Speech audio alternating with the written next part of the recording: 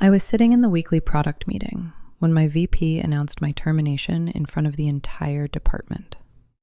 My name is Amber. I'm a senior product manager at a software startup. I've been here 3 years. We build workflow automation tools for enterprise clients. My VP's name is Marcus. He runs the product division. There were 18 people in the meeting: product managers, engineers, designers. Marcus was standing at the front of the room. He had a slide up showing the quarterly roadmap. "Before we get into Q4 planning," he said, "I need to address a change. Amber is no longer with the company. Her employment ended this morning due to repeated failures to meet performance standards." I was sitting in the second row. I didn't move. He continued, "Her product lines will be redistributed. I'll send the assignments this afternoon. If you have questions about client transitions, come see me after." He advanced to the next slide. I sat through the rest of the meeting. I took notes on my laptop. I didn't leave. I didn't speak. When the meeting ended, I walked back to my desk. I opened my email. I had a message from HR sent 20 minutes ago. My access would be terminated at noon. I needed to return my laptop and badge to the office manager. I opened a new browser tab. I logged into my personal email.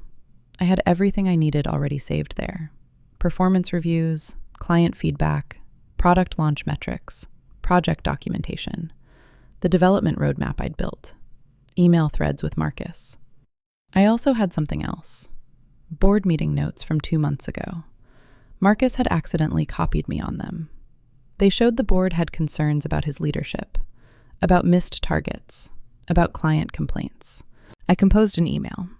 The recipients were the 3 board members whose addresses I had from the notes. The subject line was Product Division Documentation, Amber. I attached my last 6 performance reviews, all rated exceeds expectations. I attached client feedback from the 3 enterprise accounts I managed, all positive. I attached the product metrics showing my features had the highest adoption rates in the division. I wrote 2 sentences. I was terminated this morning in a public meeting. The attached documentation reflects my actual performance record. I sent it. Then I closed my laptop and waited for HR. HR came to my desk 15 minutes later. The office manager was with her. Her name was Jessica. "Amber, we need to collect your equipment." I handed her my laptop, my badge, my access card. "Do you have any personal items?" I looked at my desk. A coffee mug, a notebook, a phone charger. Just these. She handed me a small box. I packed my things. "I'll walk you out." We took the elevator down. She walked me to the front door. I left the building. I drove home.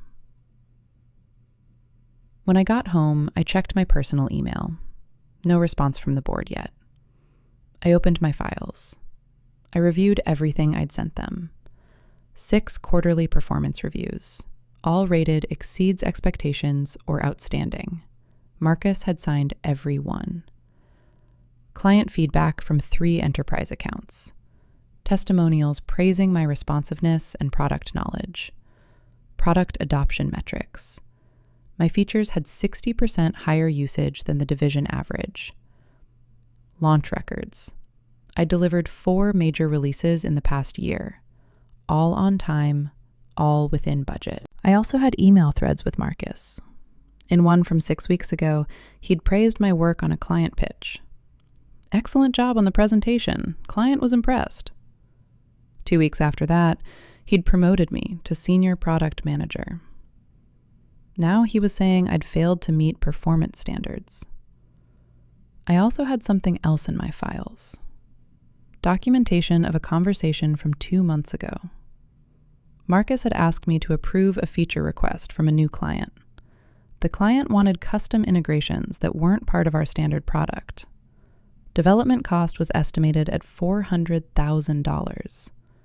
The client contract was for $200,000 annually. I'd sent Marcus an analysis, cost versus revenue, Impact on our Q4 roadmap. My recommendation was to decline the custom work and offer our existing integration suite. Marcus had replied, "We need to be more flexible. This is an important client." I'd asked if we should bring it to the board for approval, since it exceeded our standard project budget. His response? "No need. I'll handle it." 2 weeks later, he'd removed me from the account. He'd reassigned it to another product manager, a junior PM named Justin, who'd been with the company for 8 months. 2 weeks after that, Marcus terminated me. I closed my laptop. I waited. That evening, I received an email. It was from one of the board members. His name was David. He was the lead investor. "Amber, thank you for sending this documentation. The board would like to speak with you. Are you available for a call tomorrow at 10 a.m.? I replied, "Yes, I'm available." He sent a calendar invite. Video call.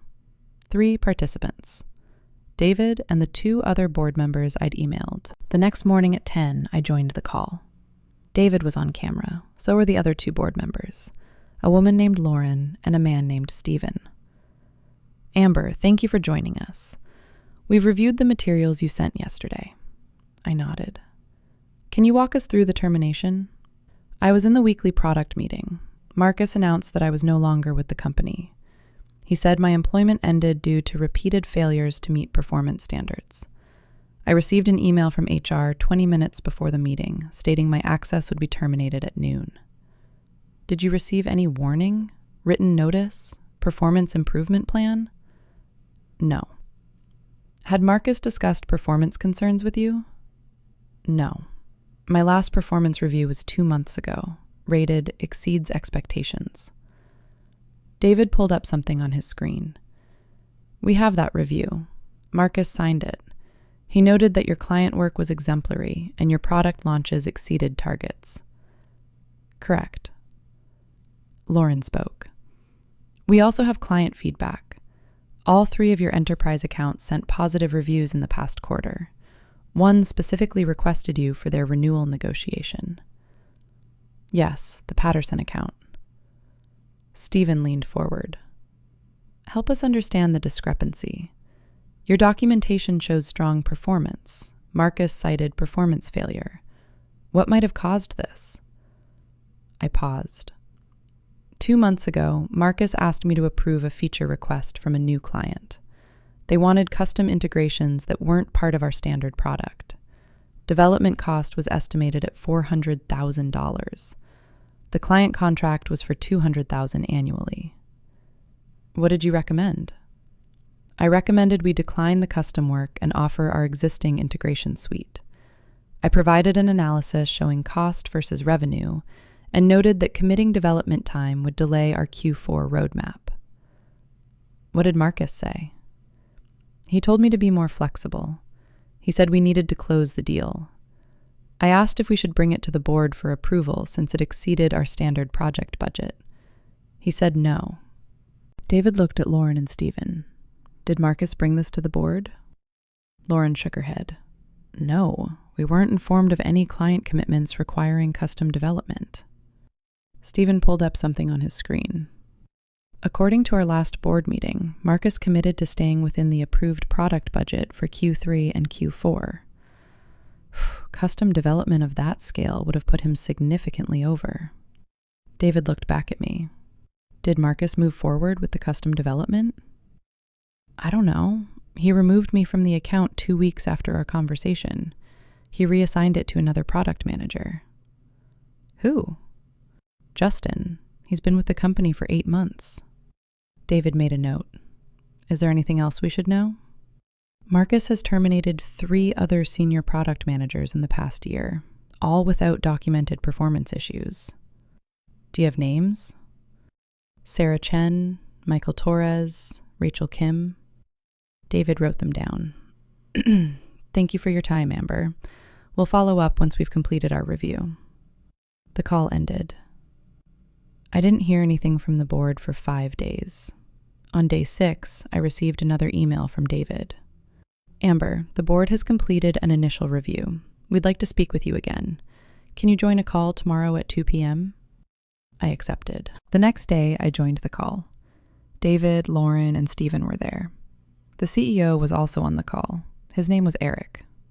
David started. Amber, we've reviewed the account you mentioned, the custom development project. We've also spoken with the other product managers you referenced. I waited. Marcus did move forward with the custom development. He committed engineering resources without board approval. The project is currently 4 weeks behind schedule and has cost $600,000. It's projected to reach $800,000. Eric spoke. The client contract is for $200,000 annually. We're losing money on this account. David continued. We also spoke with Sarah, Michael, and Rachel. All three were terminated without documentation. All three had raised concerns about budget overruns or client commitments that didn't align with our product strategy. Lauren pulled up something on her screen. Marcus has been making commitments to clients without board approval. He's been using terminations to remove people who questioned those commitments. Stephen looked at the camera. The board has decided to place Marcus on administrative leave pending a full investigation. Eric will be overseeing the product division temporarily. Eric nodded. Amber, I want to apologize. This shouldn't have happened. You did the right thing by raising concerns. You should have been supported, not terminated. Thank you. David spoke again. We'd like to discuss bringing you back. Same role, same compensation. We'll backdate your employment so there's no gap in your record. I didn't respond immediately. I appreciate the offer. Can I have some time to consider it? Of course. Can you let us know by end of week? Yes. The call ended. I sat at my desk. I thought about going back. Working for Eric instead of Marcus. Returning to the same office. The same team. The same people who'd sat in that meeting and watched Marcus terminate me. I opened my laptop. I started looking at job postings. 3 days later, I had 2 interviews scheduled, both at competitors, both for senior product manager roles. Both paid 20% more than my previous salary. I sent an email to David. Thank you for the offer to return. After consideration, I've decided to pursue other opportunities. I appreciate the board's review of the situation. He replied within an hour. We understand. We'd like to offer you a severance package. 6 months salary, full benefits continuation, neutral reference letter. We'll also provide a letter from the board stating that your termination was improper and that your employment record was exemplary. I accepted. The severance check arrived a week later. The letter from the board arrived the same day. I used the board letter in my job applications. Both companies asked about my departure. I told them I was terminated without cause and that the board had reviewed the situation and issued a formal letter confirming my strong performance. Both companies made offers. I accepted the higher one. Senior Product Manager, 25% salary increase, equity package. I started 4 weeks later. On my second day, I received a LinkedIn message from one of my former colleagues. His name was Tom. He'd been in the product meeting when Marcus terminated me. Amber, I heard you landed at the new company. Congrats. Wanted to let you know, Marcus was let go last week. The board investigation found multiple policy violations. Eric is taking over permanently. I archived the message. 3 months into my new role, I was promoted to lead product manager. I had a team of 4. We launched 2 new features in my first quarter. Both exceeded adoption targets. 6 months in, one of my former clients reached out. The Patterson account. They'd left my old company after Marcus was let go. They wanted to know if my new company had similar workflow automation tools. We did. I set up a demo. They signed a contract 2 weeks later. Annual value, $300,000. My CEO sent me a congratulatory email. Excellent work closing Patterson. They specifically requested you. I didn't mention that I'd managed their account before. I didn't mention that they'd left because of Marcus. I just moved on. A year after I was terminated, I ran into Marcus at an industry conference. He was in the hallway between sessions. He saw me. He looked away. I walked past him. When Marcus announced my termination in that meeting, he'd been confident, dismissive, certain his authority was unquestionable. He'd been wrong. Authority doesn't come from a title. It comes from accountability. And when you're accountable to a board, your title doesn't protect you from the truth. I had the documentation. I had the evidence. I had the board's attention. Marcus thought firing me in a meeting would make me disappear quietly. Instead, it made me visible to the people who actually mattered.